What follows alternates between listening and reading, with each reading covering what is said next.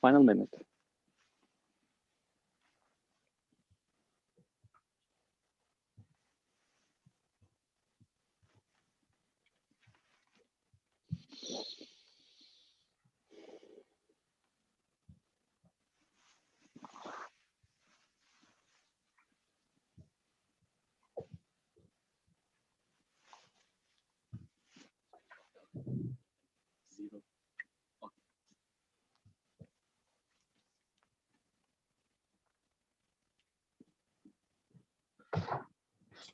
Dear candidates, the floor is yours. Good luck. Thank you. Good afternoon to everyone who has logged in. Family from India, family from Australia, friends all over the world. I welcome you very much to my PhD defense today. I'm here standing in Amsterdam, and I'm going to present to you in next 10 minutes the kind of research that I've done in last 4 years. But now I'm going to condense it into 10 minutes and give this layman talk about the kind of research again that I've done. So as you all know, my name is Arjun Wadhawan. In last 4 years, I did a PhD research on understanding how clathrates or how hydrates form. And this is a beautiful cover, which I always like of my PhD. Okay, let's start. I'll give a brief introduction. This is a nice picture of Amsterdam that I clicked, I think, in summer sometime. What you see is a canal that has beautiful lights around and also water in the canals.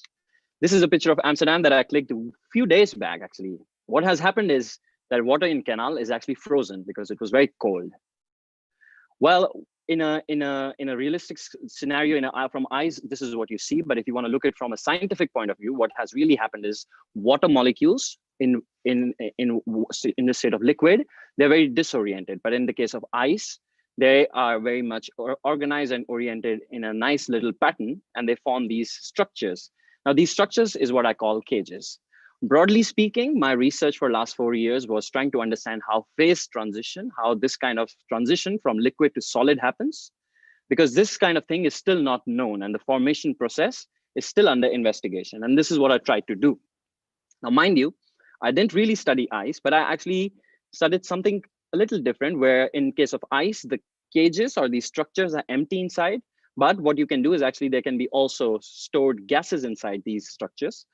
And these gases can be like methane gas or CO2 gas. And this was my case study. And I'll also explain you why I chose this. Okay.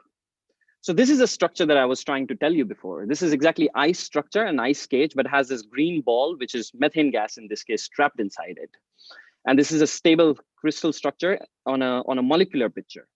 Now, why is it is important to study is if you have methane gas trapped inside these cages, it is very important because methane hydrate, as we call it, is the biggest source of fossil fuel right now on planet Earth. Or you can trap CO2 gas inside these water cages, and it can help in environmental concerns and things like global warming. Now, these cages and structures which I'm showing you are so small that you cannot really see them in an experimental lab, like with a microscope, if you want to study them, how they form. Then we switched to doing computer simulations. But again, computer simulations are not really possible because the movement which they do are so small and so tiny that it will take you almost hundreds of years to do a normal computer simulations to understand what is happening. And this is where I came in. I worked with algorithms which can make them much more faster in computers to understand how these hydrates or how these crystal structures form. Let me just give you a quick crash course on how I really did it in a very generalized way. I take a box inside a computer. I fill that box with water models, water molecules. I fill that box also with gas molecules. And then I apply laws of physics, which will help them to move in a natural pattern. And in the end, what will happen is this structure will actually go and convert into a crystalline structure, which will look like this. Now, to go from a liquid state to a solid state like this, it has to cross what we call a barrier. This barrier can be simply understood just like a mountain. It has to go from one side of the mountain to the other side of the mountain in the whole process. Now, when you cross a mountain, there are multiple things to worry about. There can be multiple routes in the mountains. You should know what is the height of the mountain. You should also know what is the rate at which you can cross these mountains. Now, if you want to study these things in chemical or physics point of view, this was exactly what I did in my PhD. So showing you the first thing, this was my first, this is chapter number 3, in which I sort of showed that in methane hydrate case, there is usually people used to think that there is only one route in this mountain crossing, but I found out that there are multiple routes in this methane hydrate formation shown by these different colors. And I'd like to show you this video of one of these routes in a computer simulation, how it looked like. So what you're seeing now in your screen are these cages. Think of it as ice cages. And these ice cages have these balls inside it. The balls is the gas molecules. And these cages are actually growing. So it's going from a liquid state, slowly crossing the hill, slowly crossing the mountain, and now forming a crystalline structure, which you will see in the end. This was a very new study in hydrate world and the scientific world. And now you see a nice little crystal that has actually formed. So moving ahead, this was knowing the different parts in the mountain. What you can do is also measure the height of the mountain and also the shape of the mountain. This was done in chapter number 4, where I measured the height and the shape. Then I did something similar to study how CO2 hydrate, if we want to trap CO2 gas inside these water cages, how that looks like. And in this case, we actually found out that there's a new cage type, orientation of waters, which is something new, which is shown in this yellow color forms. And this was very new in the CO2 hydrate community. And this is again showing you one of this pathway of crossing the hill in case of formation of these CO2 hydrates. And they are industrially very important. So this was one of the significant result of my PhD. And now you see again these box full of water forming these solid hydrate cages and has CO2 gas molecules colored differently for different cages. Always looks cool to me, and I'm still very amazed. And in the end, if I fast forward, you would see a structure coming up, right? And then another study in chapter 6, what I did was, again, if there's a mountain for CO2, I also measured the height of this mountain, the rate at which these hydrates again form, right? So this was, broadly speaking, what was the overall study of my PhD. In the end, that was 3.5 years of my work. Then the last 6 to 7 months, what I did was I took that data, which I've generated through the simulations. So it's all data inside a computer. And I put this inside a machine learning algorithm to sort of try to understand what are the key parameters which are causing this whole transition from one side to the other side. And turns out we got a nice little picture showing that there are 3 key important parameters. Number 1, at which conditions I'm doing these simulations. Secondly, what is the size of the growing structure that I was showing you? And thirdly was the shape of the structure. And this was also very new in this field, because people could not sort of understand how was this whole transition happening. But using my data and also using machine learning algorithms, I was able to tell them. Well, to summarize what I've done in my PhD, I've used a new method to perform simulations that were not possible before. These simulations helped me to show how to cross a mountain or a barrier in different pathways. And also I measured the height of these barriers. This gave me like a whole landscape of this tiny little mountains that are there. I use machine learning algorithms on these new systems for the first time, path-based systems to show how that will work. Broadly speaking, I mean, scientific endeavors are always good, but then I also like to see how a study can be used outside of my PhD. And I want to make a little statement here. So final note is, my study of finding these different polymorphs or these different structures can be used in pharmaceutical industry, can be used in industrial world where they're trying to stop the global warming issues. And also in pure industries, oil industries, think about that, where they want to stop the formation of these hydrates in the pipeline. So this study makes a significant effort in that direction. Finally, I would like to convey my sincere regards and give heartiest thanks to my supervisor, Professor Peter Bullhouse, who actually hired me 4 years back here in Amsterdam and guided me throughout this whole journey and have been really, really amazing. Want to thank these funding bodies who helped my stay here in all forms, and also University of Amsterdam, where I sort of did my PhD. I want to thank these 2 cool people, Hannah and Roberto, who are my parents, who helped me today also till the very last moment, and also before this. Very thankful to them. Arif, who's a very close friend of mine, who's here clicking pictures for me. Very glad of him. Everyone, millions of people in Science Park who I met, and people back home in India my family and friends there also. Thank you.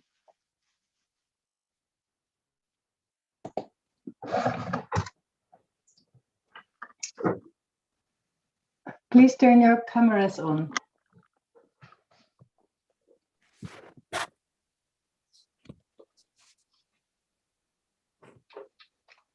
And the paranymph. This one paranymph. Camera on. I give the floor to the rector. Okay, thank you. Ladies and gentlemen, welcome to the special meeting of the Doctorate Board of the University of Amsterdam on the occasion of the PhD defense of Mr. Arjun on Tuesday, March 9, 2021. Dear candidate, to open the discussion, please read aloud the first part of the formula. By the authority of Rector Magnificus and the Director Board of this university, I shall, during this hour, in order to obtain the doctorate, publicly defend this thesis entitled Transition Path Sampling of Clethrate Hydrate Formation. I entreat all those who wish to voice criticism of the contents of this thesis to do so in a truthful and lucid manner, so as to provide an opportunity for an ordered exchange of views. Thank you. I hereby introduce the first opponent, Professor van Erp, Norwegian University of Science and Technology, which is in Trondheim. You have the screen, Professor van Erp. Dear candidate, dear Arjun, first of all, congratulations with finishing this impressive book. It was really a pleasure to read it, and I think you made several, I think, pioneering steps, the use of GPU and this scale of path sampling simulations. They have not yet been performed at this scale. So yes, I would like to congratulate you with that.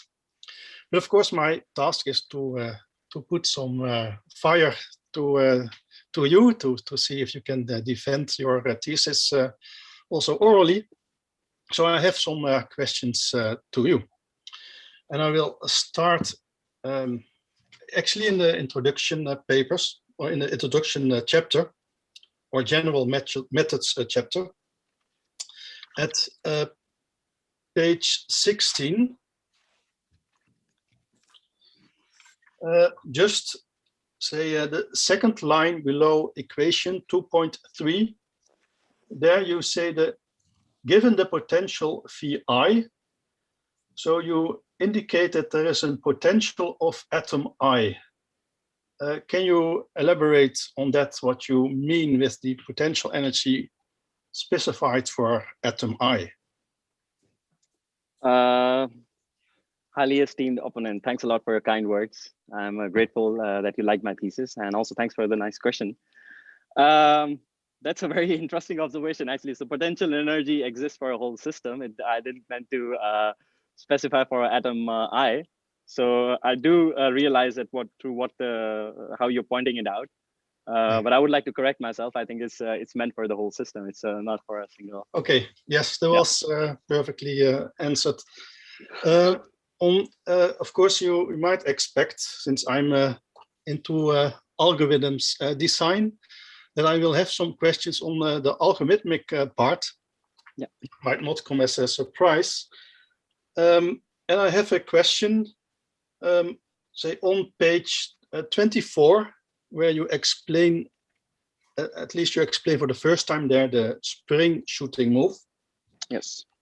And there, say at equation 2.24, you write where tau is the absolute frame index.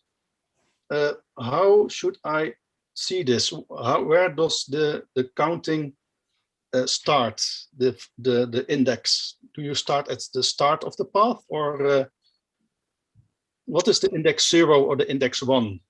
Yes, highly esteemed opponent. Thanks for the question. And indeed, it's an algorithmic question. And I would like to say that in spring shooting, the parameter tau is basically the frame index. And when you start doing spring shooting, you basically choose something, as we say, randomly, something in between, where you have an idea that it's going to be close to the barrier. And once you start that is your first frame. And then you give a range of how many frames you can move the spring shooting can move forward and backward. And that is what I really meant by a factor tau here.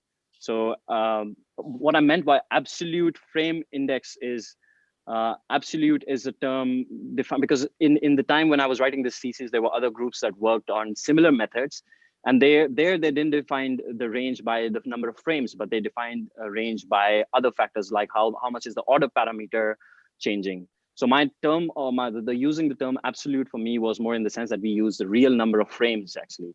So you start with a given, let's say randomly middle of the trajectory, and then you say plus 10 frame, plus minus 10 frames. And that's your tau is then 10 frames here. That's what it's. So the index 0 is always the middle of your path. Is that how I understand that? Not really. So index 0 can also be, so if you have a uniform barrier, of course, index 0 can be middle of the path, but usually, of course, we don't have uniform barriers. So we will have somewhere, somewhere close to where you have a little intuition, and you get this intuition by performing committer analysis before doing the spring shooting. And then you have a little idea of where these barriers will be, and that can be your index 0. So I was not completely from this text clear. Mm-hmm. If this index was related to the shooting point on which you create the path, or it was just based on the reaction coordinate where you place the middle index. So it will indeed be a shooting point in the end of the day. Like the index that you choose, that will act as a shooting point in the end. That's not my question, but you have an interval, right? You have an interval from minus b to plus b. Yes. Which is centered around the index 0. Yes. So and so that index 0 is used. Yes, exactly. So that index 0 comes out of chemical intuition in systems. If you know it's a very two-dimensional system, you know one barrier and two let's say wells.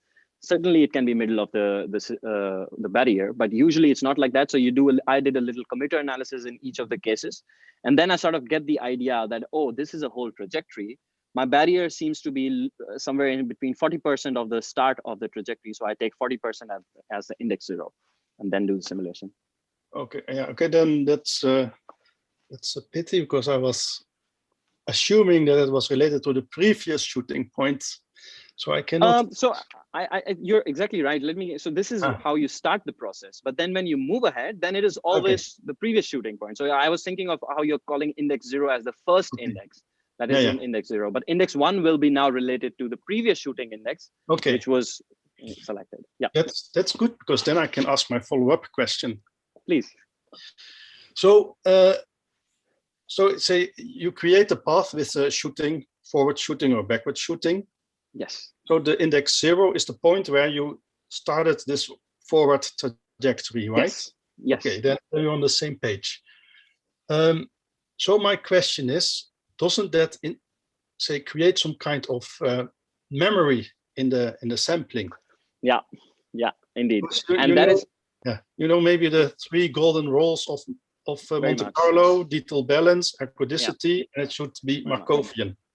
Yeah, very much. And indeed, that is the case. And that is why I think in our group, and you were also part of the group when they developed schemes like two-way shooting, where you sort of want to change entirely the path. So there is a memory, but how you can get rid of memories, there are multiple ways to do it. So firstly, you definitely, when you choose a shooting points, we have a thermostat that is stochastic. So our dynamics are going to change in the next path that is created, firstly. Secondly, after the concept of decorrelation. So after a while, you'll see you'll sort of move away from this. So you can always choose only decorrelated paths to make up something like a path density. That's not what I have done, because my paths were really expensive. But what I did was I did sample starting from different starting paths and picking different shooting points. And in the end, my results sort of seems to converge. And then I had a little confidence. But I do get your point. It will sort of have a memory of the initial path. But if the ways to solve it is either do two-way shooting. That's not what I did. I did one-way shooting. So then, barrier. I mean, it's about. But my point is a little bit different, I think, than how you interpret my point was a little bit different than how you interpret my question. Mm-hmm. My point is that if this shooting point is index 0, defines the region from which you can create a new path, right? Yes. Yes. So you can imagine that you can have that you regenerate the same path multiple times. Of course, that is you would need to sample immensely long to exactly regenerate the same path, but in principle, it's possible. Yeah. It has a different index 0, a portal, so to say, which allows you to generate a new path. So your Monte Carlo object is dependent on this thing. It gives like a kind of portal. And I was wondering if that is okay.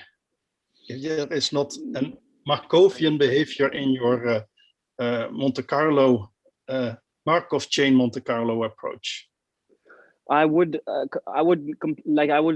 to a certain point, I would agree to you that there is a case, and also physically speaking, when you choose a thing close to the barrier, even the next thing that you choose is always close to the same barrier.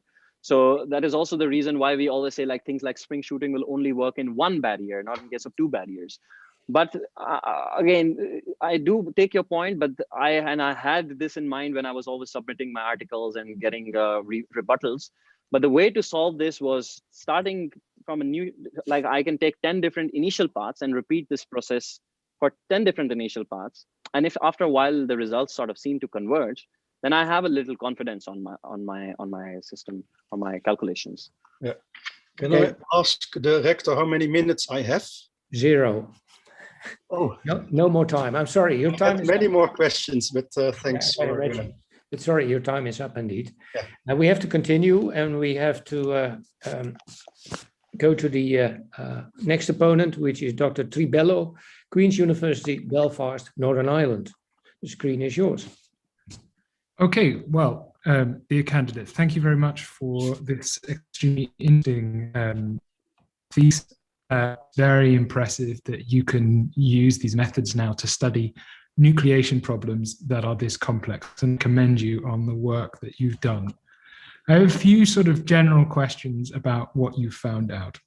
Yeah. So my first is, you studied carbon dioxide hydrate and methane hydrate separately.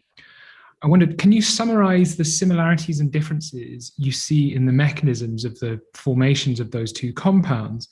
And then based on that, can you talk about what general predictions you can make about the nucleation of other hydrate materials based on these differences and similarities? Esteemed opponent, thanks a lot for the kind words for my thesis, and I appreciate your question a lot. It is also part of one of the discussion that I've done in chapter 6, but I would like to explain it. So the key difference, well, let's consider these two molecules, gas molecules, methane and CO2. Methane is non-polar in one sense, whereas CO2 has a polar moment. So the main difference was, first of all, the melting point of these hydrates was very different. So methane hydrate had a melting point of 302 Kelvin, and CO2 hydrate had a melting point of 284 Kelvin. So different melting points means the dynamic conditions were different. So I'll first explain the differences. So when I used to do CO2 hydrate nucleation, what I used to see, because of the dipole moment, the CO2 will dissolve more in water. So I will always have a large number of gas molecules inside the water phase. Now this created its own problem because then the bubble was small and the Laplace pressure was high. In case of methane, less number of the diffusion inside the water was very slow because methane does not easily dissolve inside water. So this led to different path lengths of going from state A to state B. So in case of CO2 hydrate, the path length was very short compared to the long, very long, close to microsecond path length in case of methane hydrate. That's number 2. Number 3 that I can explain is as a difference is, which comes to my mind, most important difference is, okay, well, let's keep end differences there. Let's talk about similarities for a while. Now, similarities between these two hydrates were they both showed a similar kind of transition from amorphous to crystalline solid. And that was evident not only in methane and CO2, but there's an unpublished research that is not in my thesis. I also studied ethylene oxide hydrate. They also show the same trend. So they are also behaving similarly. So these are just guest molecules that can form S1 stable crystal, which is, I think, the main study of my thesis. This was one of the similarity. The other similarity between these two hydrates system was, again, forming same crystalline form, S1 hydrate, which I sort of said. And drawing a bigger conclusion on other hydrates, what I can say is there is always multiple channels in any of these hydrates that is getting formed on any of the guest molecules or gas molecules, based on also my experience with ethylene oxide. And I've read recently papers of propane and ethane. They also show something similar. Multiple channels are getting formed. Secondly, what I can say is the hydrates that don't form a bubble, that dissolve easily inside water, show much more realistic conditions compared to the ones that form bubble because of Laplace pressure. So these are some general conclusions that I can derive from these two cases. What do you mean by realistic conditions in what you've just said? Yeah, so that's an interesting one. So realistic conditions is not having an extra driving force, which in my case, I do agree that I always had a driving force because of this extra bubble that these gases were forming, because I had to keep my system small. And that makes me think it's a real, like a little away from, we do all the corrections in the end, but realistically speaking, something that dissolves, either a bigger system or something that dissolves easy makes more easy to understand. Okay. So that leads me on to my second question, which is, what effect do you think the finite size of your simulation box has on the results you've seen? Exactly. So there is very less effect on mechanism. There is an effect on rates and free energy calculation, and that we honestly agree in parts of my chapters. One of the main things, so usually you should have a 10% of the size of the box should be the size of the critical nucleus. But in my case, it was not possible because these simulations were so long. It will take years to do that kind of simulation work. So effect of finite size effect is majorly in case of rate calculation. And I do agree that we have these plots in my thesis where we sort of correct the rate to the flat interface and sort of get decent answers. Okay, good. So then I had a more sort of philosophical question about you talk a lot about these amorphous precursors. So amorphous is a word for disordered. The liquid is disordered. So how do you differentiate between the liquid structure and the amorphous structure? And where do you put the interface between these two phases? Because this is all important for your classical nucleation theory. Definitely. Interesting question. This is indeed a philosophical one, and it's one of the question that is always in debate. How I do it personally is tracking order parameters that can show no change in the system. So if you have a liquid, let's say, and if you do simulation of liquid, you'll always see water molecules moving. If you have a solid of hydrate, you will not see these water molecules or gas molecules moving. You will see them jiggling, but not moving really. So this is the way how I sort of really differentiate based on these order parameters that I have, like the solid structure, the size of the solid structure. But I do see your point that even liquid is can be called amorphous, whereas amorphous, like this is very thin line between how you really define them. But to my case, it was I defined them by the terms by these dynamics. So if you don't see much changes in dynamics of these order parameters, then I call them liquid or solid. Okay, thank you. And then another question I had is you talk about this amorphous precursor. So when you talk about the Oswald step rule, the Oswald step rule assumes that another phase forms and that phase dissolves. So that phase, the first phase that forms goes post-critical. Mm-hmm. So my question is, if something is not going post-critical, do we even need to care about it within the sort of mechanism of nucleation theory? Is this not just some sort of wiggle on the free energy landscape that will just average out? If I try to understand your question correctly, you're saying if something that goes post-critical and dissolves, is it even worth considering that? No, so Oswald step rule says that you have certain materials where you form some other phase that goes post-critical, so that's completely nucleated, then that dissolves and then it recrystallizes in a different structure. Yeah. Whereas what you sometimes talk about is that there is some other phase forming on the pathway to nucleation. And my question is, is that just a fluctuation that we don't need to worry about in the mechanism? Well, so Oswald's step rule is again just a rule. I think we should worry about this because this is one of the solid structure or one of the phase that is indeed getting formed.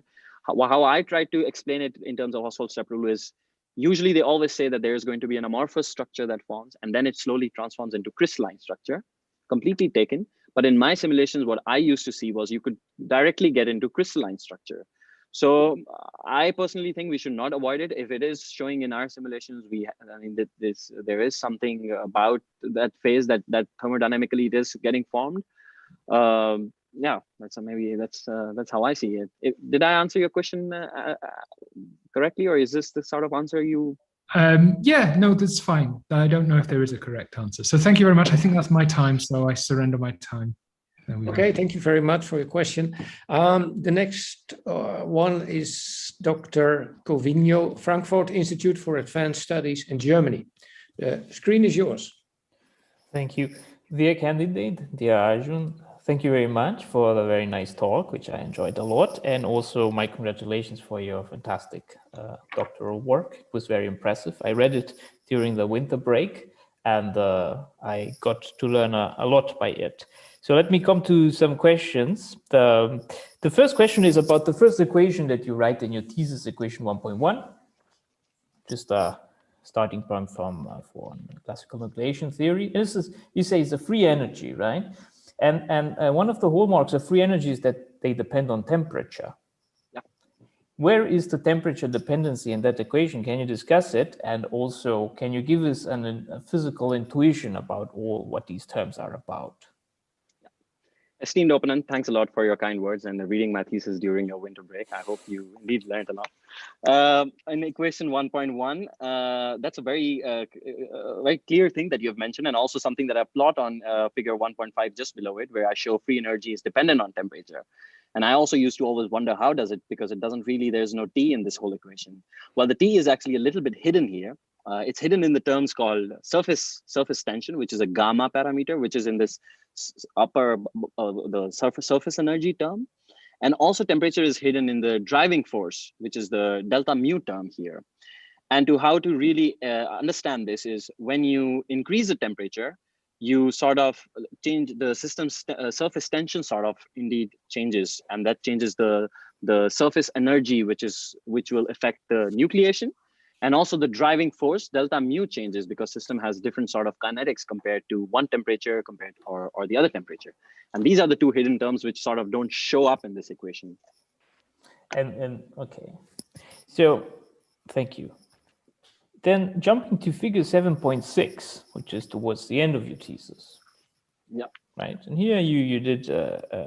We actually did together some application of machine learning to your massive simulations, and then this black box tells us that it uses these three parameters to decide the fate of one of your simulations. In hindsight, of course, right? Yes. And can we somehow relate? Is this just some random stuff, or can we just relate this somehow to what you just told us about the physics of this process as understood by classical nucleation theory? Esteemed opponent, thanks for the question. And indeed, this was the figure that 7.6 is indeed showing that the biggest bar or the most important parameter, hyperparameter here is temperature. And it is an important thing in classical nucleation theory, at least in my case. But you have to understand, when I write this equation of classical nucleation theory, I would always write it for a single temperature. But if I change this equation, this equation is modeled to incorporate temperature for different systems that I'm doing, then of course this will show up as one of the key parameters. But that is indeed what is also on figure 7.7, right, where we show that temperature is one of the key component in the whole dividing surface, right? I should show you equation wise. I mean, you know this in table 7.4, we have this temperature inside this the dividing surface, sorry, the reaction coordinate equations, right? So temperature does show up in these equations, sort of. But does that answer your? Am I answering it in the right line? What about big cages and number of surface water? How do we understand that? Again, is it purely a correlative kind of observation, or can we give it a higher status or a more fundamental? Indeed. So higher status for this has been given on page 176 in this whole description where I sort of explain them. So surface water is basically why it is important. This is basically showing you the bulk term, the bulk energy, which is showing that not only the surface, it's the whole bulk, but most importantly, the surface of the bulk is one of the most important one.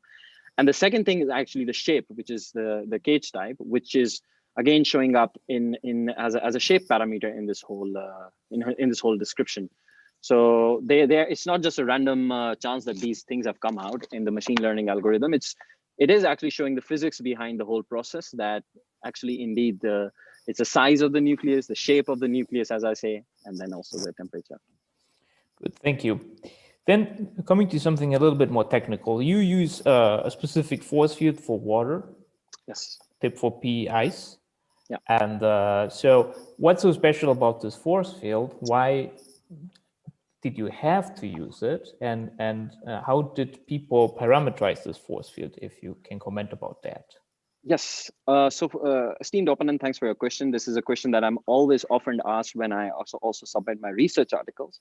The reason for submitting using this force field goes back to my first year of simulation, when I actually am trying to find this research paper, which I can show you. It's by a professor in Madrid called Carlos Vega, where he sort of parameterized this force field for methane hydrate and showed that this is one of the best force field to get results close to experiments. And after that, most of the groups used to take this force field, and I also got really decent results. So I took this.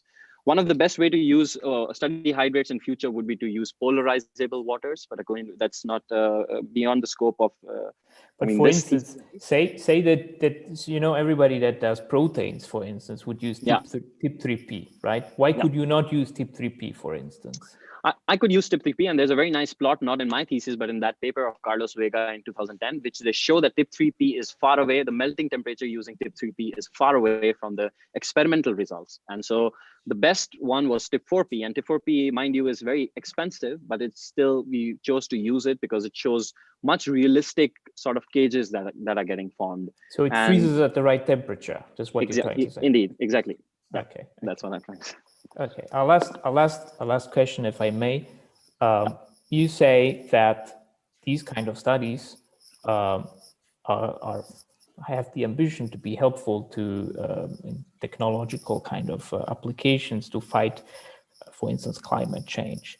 And what did you learn that you could translate to some kind of technological application right away? Or if you are not there yet, in the limit of infinite resources, what kind of simulations would you want to run to learn more and to really contribute to the fight society?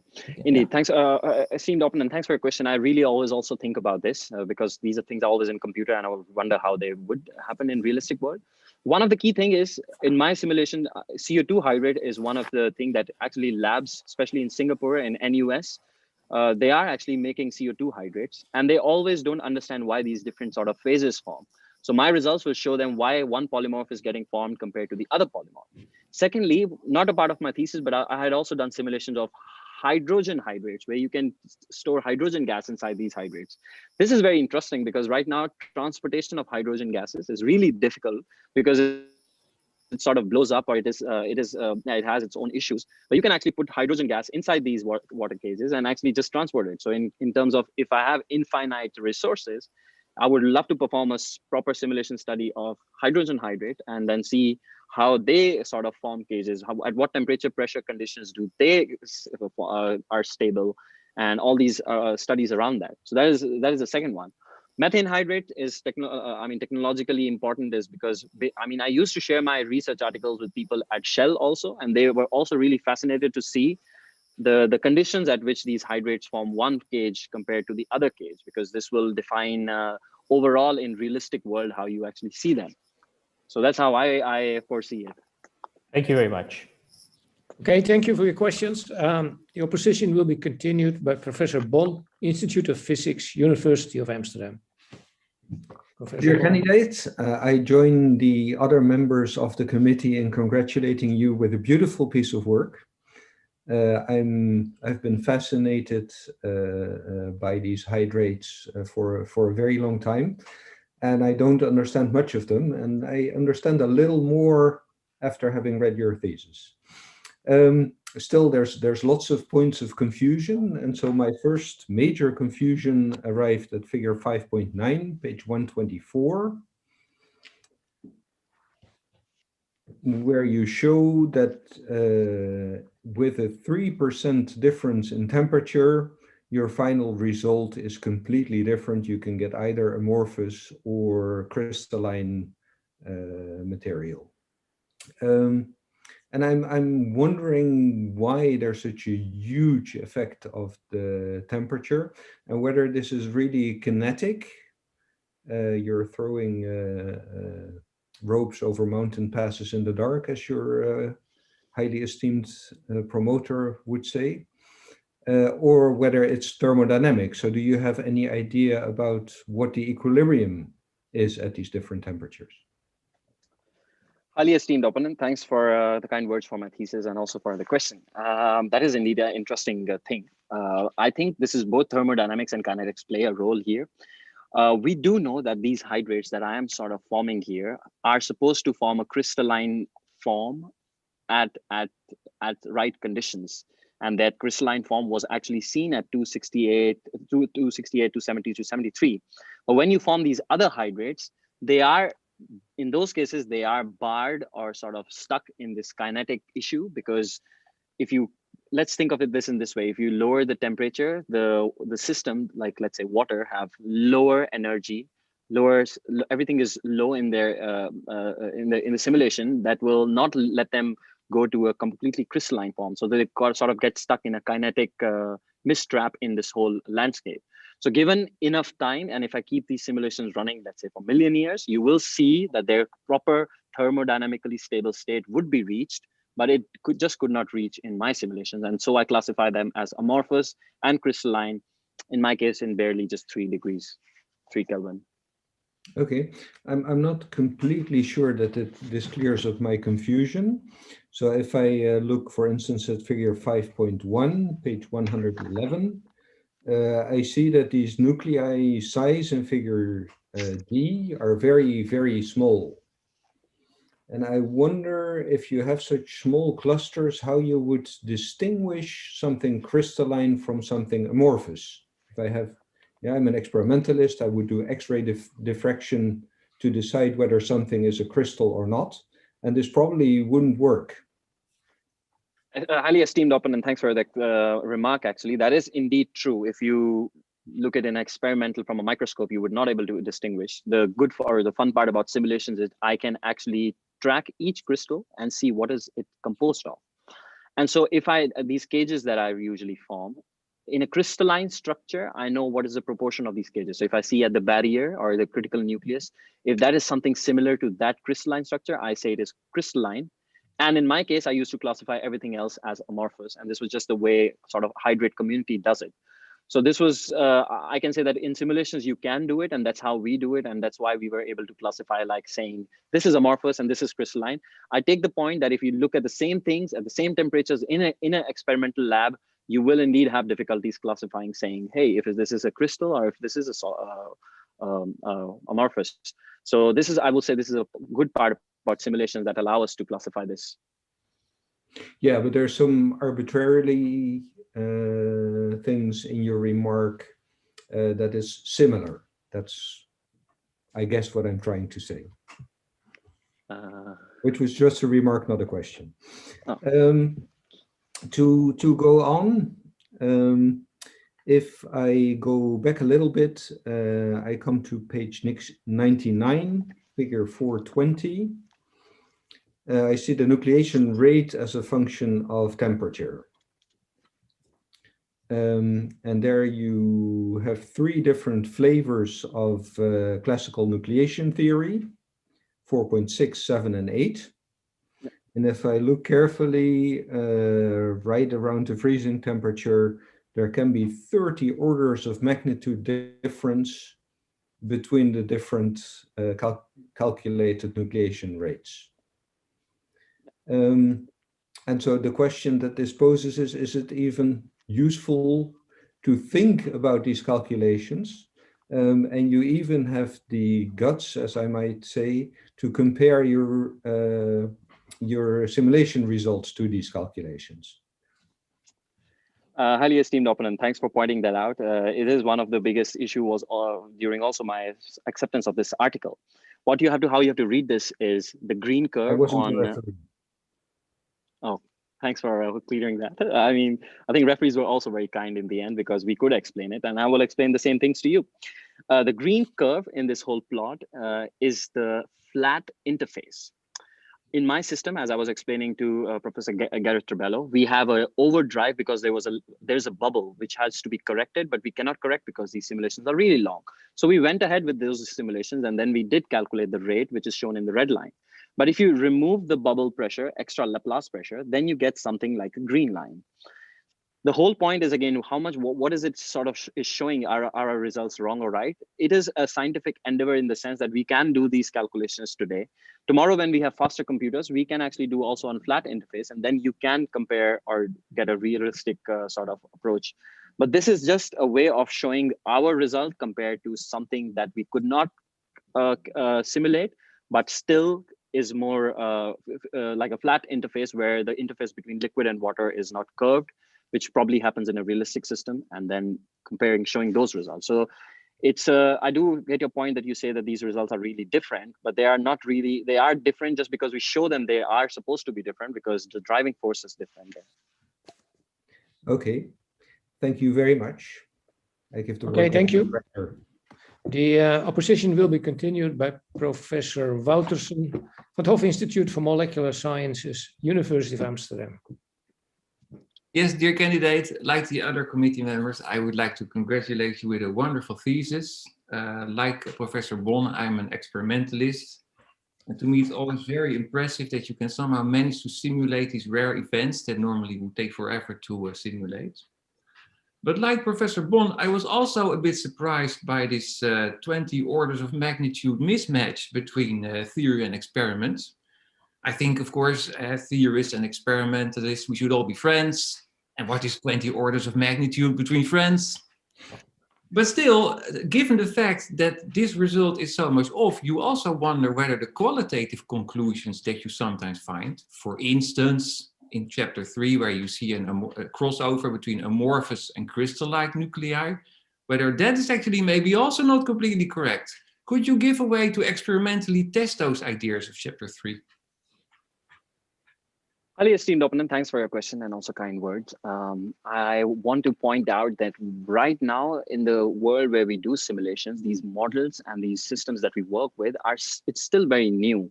If we want to go exactly close to experiments, I think we are still at least 20, 30 years before when we get really realistic models and you do these calculations. So when we get these results, you usually look at the trends and explain it based on the trends if it does match. Sorry to interrupt. I just want an experiment to see whether I have an amorphous nucleus or a crystalline nucleus. If I cannot even test that, then what's the conclusion worth that you draw?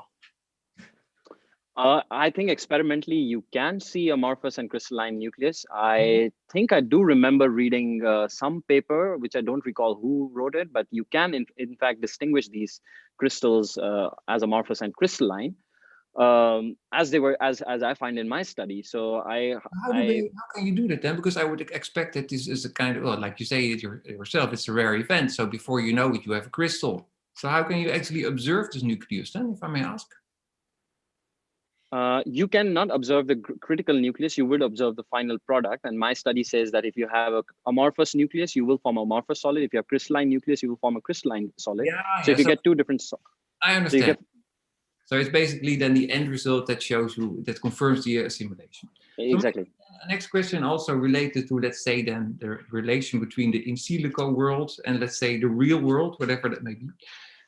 I was very intrigued by the very last sentence of your thesis on page 187, where you say that you have already started work in the direction which might shed new light upon the question whether homogeneous nucleation is even remotely feasible under realistic conditions? Yeah. So I'm very interested in what the answer will be, because if the answer would be no, in a sense, the entire PhD was a kind of academic exercise, or not? Highly esteemed opponent, thanks for pointing that out. I'm glad to say that answer is exactly not no. I already have those results, and we are on our way to submit that article. Answer is actually yes, they are possible homogeneously, so I can correct that. That's my very answer. good news, candidate. Thanks very much. And then my final question is about something that you mentioned on page 3 of your thesis, that actually nucleation very often is a problem, in particular when clatrates are formed in pipelines. So could you explain how your results can contribute to solving that problem? How can you prevent nucleation? I highly esteemed opponent, thanks for the question. I, in my study, don't tell how to prevent nucleation. I show how that nucleation happens, and if that sort of increases the understanding of what products are getting formed. The melting temperature for amorphous and crystalline is different. So that is one aspect where my study can be helped, where at least if people know what kind of hydrate is getting formed, the melting temperature changes, and you use different additives to probably melt that in the whole pipeline. That is one study. So heating up the pipeline, I presume, is not really an option. But what kind of additives would you think of to prevent clatrate formation? Highly esteemed opponent, thanks for the question again. I think right now what they use is something called SDF and THF. I've completely forgot their name right now, how to completely give their name, but these additives definitely stop hydrate formation. But I apologize, I don't know exactly the name of these chemicals right now. No problem, candidate. Thanks very much for your answers. Thank you. The opposition will be continued by Professor Meijer from het Hof Institute for Molecular Sciences, University of Amsterdam. Professor Meijer. Dear candidate, also from my side, congratulations with your beautiful piece of work and thesis, very clearly written, interesting and challenging topic. Yes, so as I'm the last to be opponent, I might go a bit also in the future. And so my first question, maybe also my last question is, it's now 52 weeks ago, minus 1 day, that you have been together with the whole group on site, on Science Park. And so you spent the last year working in a different kind of environment. So could you tell me what was the most interesting and important achievement scientifically you made during the past year? And if this could be a lead to what could be done after you. So you might not going to do this, but if there would be a successor, what would be the direction for the successor? Highly esteemed opponent, thanks for your kind words and also the question. I think it's a very interesting question to ask. These simulations that I do, I think at one point I mentioned, are really long. And that is the reason I think in last 1 year, so the first 3 years of my PhD I could only produce 1 chapter actually, which is chapter number 3. And everything else was actually done in last 52 weeks. So I rather had a very productive Corona in that sense. The reason for that was because working from home allowed me to use a lot more GPUs, and maybe my working style changed. So I think most of the part of the thesis, chapter number 5, 6, 7 have been done in last 52 weeks. What more can be, I think I really didn't get the second part of it. So what can be taken ahead? Is it scientifically you're asking, or more in general? Yes, so if you would have a successor going in the same direction, so what would you advise? If I have a successor scientifically, I would advise to maybe work from home a little more, but also study other different guest molecules, which I said like hydrogen was very important. Study flat interface, which will give much more exciting, more results. And then also mixed hydrates, mixed cages, mixed molecules. So I only study one type single individually, but if you mix them, what kind of things then happen? So that's also very interesting avenue to check.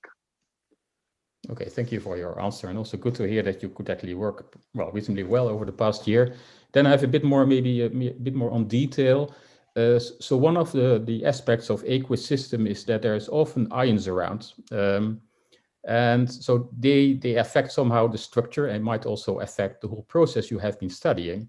And so could you comment on that aspect? Highly esteemed opponent, thanks for the question. A really interesting one, because now the next phase of simulations are adding salts inside it. So I already did some simulation where you add NaCl. clear effect is if you have salt, the pathways become more longer because water molecules just engage around these ions. So the things change in terms of rate. But I personally think mechanism-wise, you will still see these shift that happens. But again, different ion has different type of effect. So I did personally NaCl, including NaCl, and I did see some difference in that case where you see different path lengths, different sort of more time duration compared to now your homogeneous system. But I think we are getting there slowly. Some groups have already started adding other sort of ions and getting towards that directions in slowly. So ions affect rate more importantly than mechanism. So do these more complex systems also, say, pose challenges regarding the methodology you have to use? It's already pretty advanced, but is there more to be done there? Indeed, so more methodology. Can you answer this very shortly? Yes or no? Yes. Okay, thank you. The discussion is closed now. I request the candidate to read the second part of the formula. Candidate. Having thus concluded the defense of my thesis to the best of my ability, and pending the decision of the doctorate committee, I should like to express my sincere thanks to my highly esteemed supervisor in particular, as well as to those who have courteously brought forward their criticism, and to all those who have honored this ceremony with their presence. Okay, thank you. The committee retires for deliberations.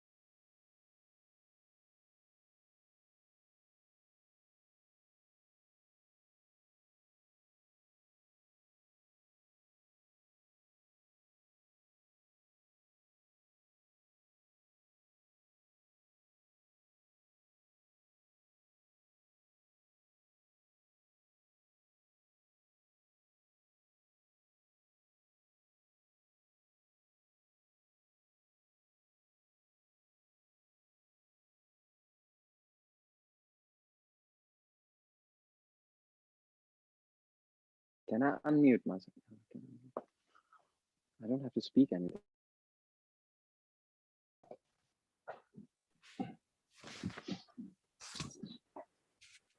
I'll give the floor to the rector. Esteemed candidate, after due consideration of the thesis you have submitted, we have decided to grant you the doctoral degree.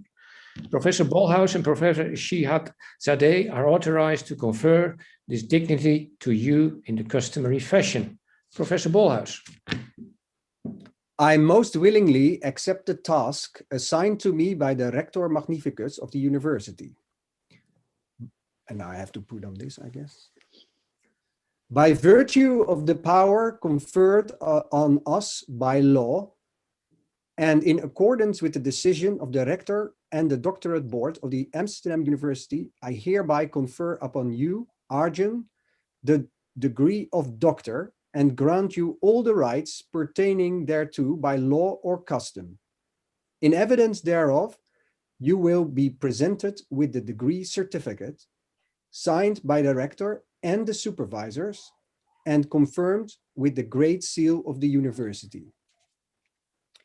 Having thus fulfilled the task assigned to me, I have the honor of being the first to address you as doctor and congratulate you with the dignity conferred on you. Zeer geleerde dokter, dear Arjun. In July 2016, you arrived in Amsterdam from India to start as a PhD student in the computational chemistry group on a project concerning the nucleation of methane hydrates and calcium carbonate.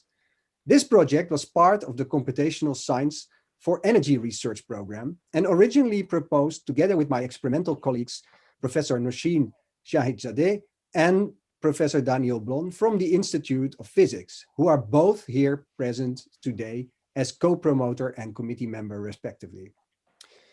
The way that you were selected for your PhD was quite unusual. Since the CSER program was co-funded by Shell, and the idea was that you would work for them in Bangalore when you would finish your PhD, Shell actually wanted to do the selection themselves.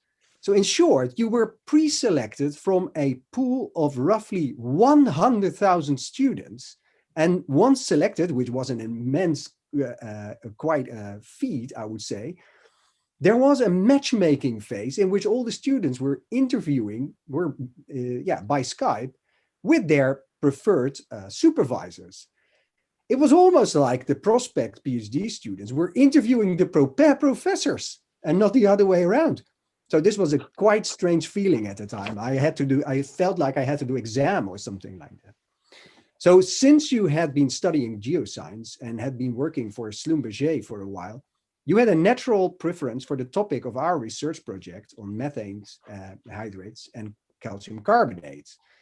But as you had not much experience with molecular simulation and chemistry, it was not clear you would make the best candidate. But then all the students were shuffled around, and by accident, you ended up in our group. So this was an amazing accident because I never regretted that decision. And your PhD became a big success, actually. And the rest is history, as they would say. So full of enthusiasm, you took up the daunting task of employing transition path sampling for methane hydrate nucleation that frankly would have scared anyone away. Not only did you have to perform large-scale molecular dynamic simulations using atomistic force fields for hundreds of nanoseconds, which was already quite demanding by itself, but the transition path sampling required thousands of these trajectories. So a DPS project on this scale had never been undertaken.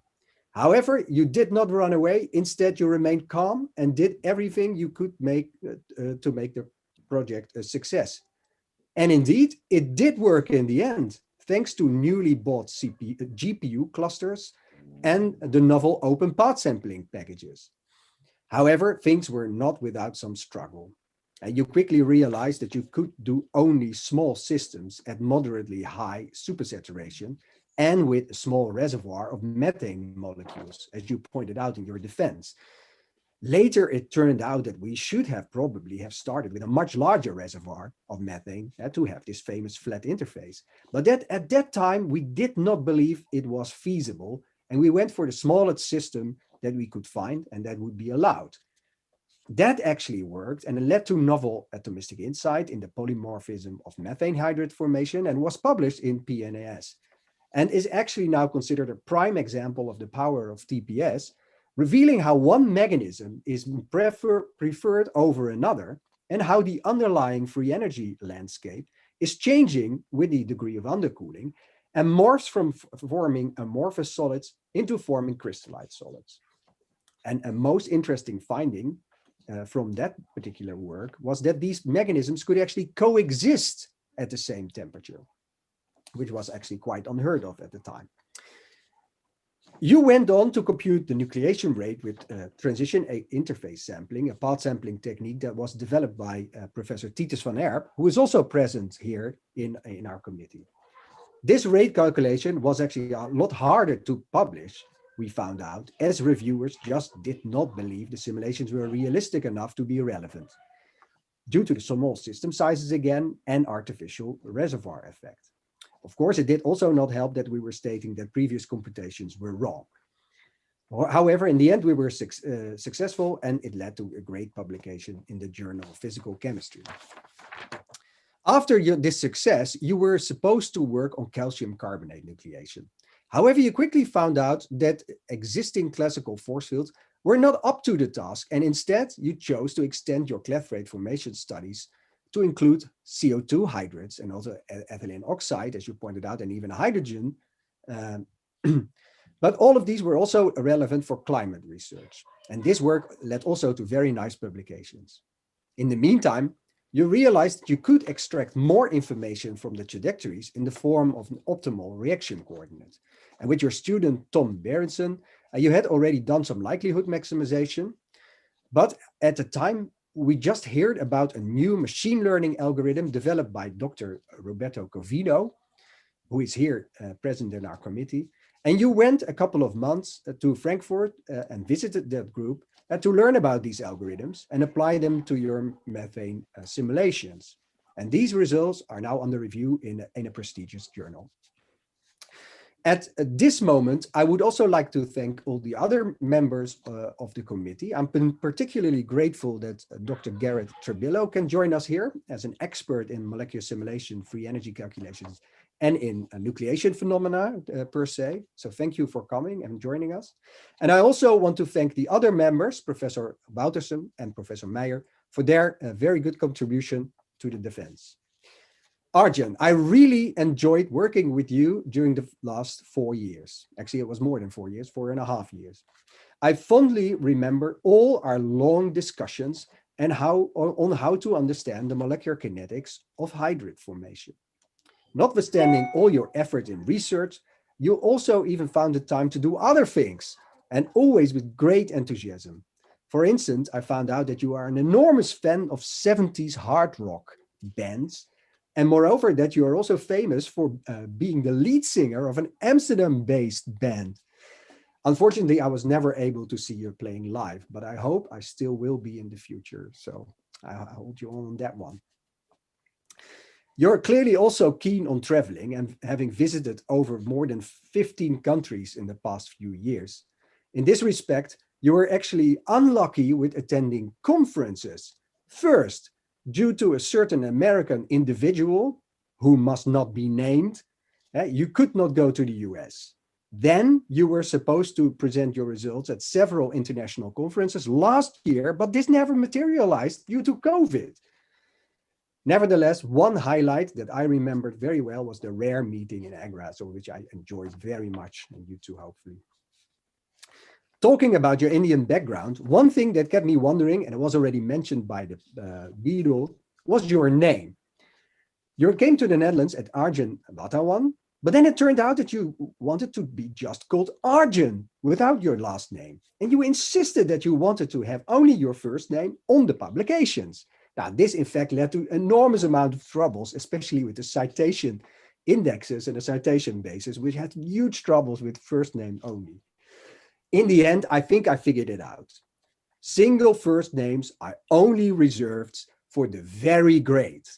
Rembrandt, Leonardo, Napoleon, Michelangelo, and Elvis. And now we have Arjun. You must be belonging to that category. Or maybe not, since you lately changed back to using your full name. I think it will forever be a mystery. So I'm reaching the end of this speech. Now you're finished. You decided not to take the offer by Shell and go back to move to Bangalore, but instead you have chosen for ASML, and you will stay in the Netherlands. I am sure that you are going to be very successful in that career, and I wish you all the best with your future. And finally, I would like to extend my congratulations to your family and to your friends. Regard the obtained dignity as an honor and privilege, and never forget the attendant responsibilities which you now bear towards science and society. Thank you. It is a very pleasant duty, most learned schooler, to congratulate you also on behalf of the doctorate board of the University of Amsterdam on this newly acquired honor. And I hereby declare the ceremony closed. Congratulations. Congratulations. Thank you all for the input, of course. Congratulations, of course, to the new Dr. Arjun and to the promoters, Professor Bolhaus and Professor Shahid Zadeh. And I give the word back to whoever wants to speak, committee members or the other member or the co-promoter. We should start with the co-promoter. I already. Dear Arjun, I am very happy to be here today and see finally your defense. And the only thing that I would like to say is that really congratulations, you did a really great job. It was a challenging project. And what I can say is just keep your perseverance as you have done during your PhD and your smile, and you will go very far. Congratulations. Professor Van Erp, you have something to say? Yeah, Arjun, congratulations. It was really nice to read your thesis, and unfortunately the 9 minutes that I was granted to ask questions was much too short. I would have loved to continue discussion, but in the Netherlands it's like that. While in Norway you have an infinite amount that you can continue, which is also of course not always preferential, but it was really nice, and I think you did great work, and I also appreciate the time that we have met on several meetings and conferences, and the school in Leiden. So yes, congratulations and good luck with your career. Thank you. Dr. Tribello. Yeah, congratulations, Arjun. It's been a pleasure to be here and be part of this defense. Defenses in Amsterdam are very different from those in the UK. So this has been an interesting experience. And also, you know, it's always interesting to wear a suit inside your house and do something this formal. I really did enjoy the thesis. I think it's amazing that you've considered this extent using these methods. You know, it's really showing the power of these methods.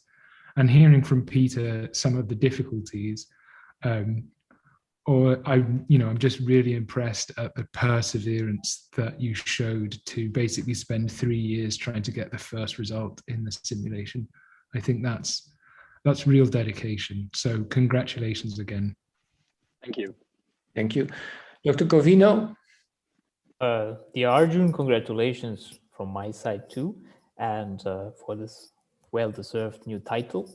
And this was a beautiful ceremony. I'm very, very happy I could participate in it because, they make you feel the gravitas of the new duties that you have towards science and society, as Peter reminded us, right? And too bad we could not be all there, but this is how it is. And yes, the work you have done is amazing, and it's really, I believe, a milestone for the kind of methods that you used. I had also the pleasure to know you in person. We shared some time together here in Frankfurt, a couple of months, I believe, right? We have worked together. We are still working together. I must confess you that back then, while we were in Frankfurt, I was quite jealous of all the parties that you could attend while I was, I don't know, applying for jobs or stressing out for something. So I'm still jealous about that, but I'm happy you had a good time, and I remember fondly the time we spent here, the nice dinners where we had some arguments about something, I don't remember what. And I wish you all the best for your career and for your future in Amsterdam. Yeah. Thank you. Okay, Professor Daniel Bon. Dear Dr. Wadhawan, dear Arjun, congratulations also on my behalf. I think it's a monumental work that you've done and a very good defense. And so I wish there would have been an experimental counterpart to your simulation, your very interesting simulation results. But now we have to probably think about that also with your co-promoter. So good luck, all the best. Thank you very much. Thank you. Professor Sander Woutersen. Yeah, wonderful defense. I enjoyed this very much. And yeah, good luck at ASML. May I ask, what are you going to do there? Will it also be simulations? Exactly. I also do simulations with one of the group where they sort of align this wafer, and I'm working on building new models which can help in aligning this wafer faster. Interesting. Okay, good luck. Thank you. Professor Evert-Jan Meijer. Dr. Arjun, congratulations. This was a beautiful and great piece of work and defense. Success and joy in your future adventures in science and society, and keep on smiling. Yeah, thank you. Anyone else on this line, so to say, to congratulate you? The Paranymph maybe. It's up to you. This next to me. Very happy. Can do that every time. Yeah, thanks a lot for to everybody actually. I think we're done, right? I think so. Now I get my degree at some point. So shall we close this session then? That's fine for me. Yes. Okay. Thank you all. Thank you. Thank you, everybody. Okay. Bye. Thank you all also Bye. for being here and participating. Bye-bye. Goodbye. Goodbye. Ziens. Tot ziens allemaal.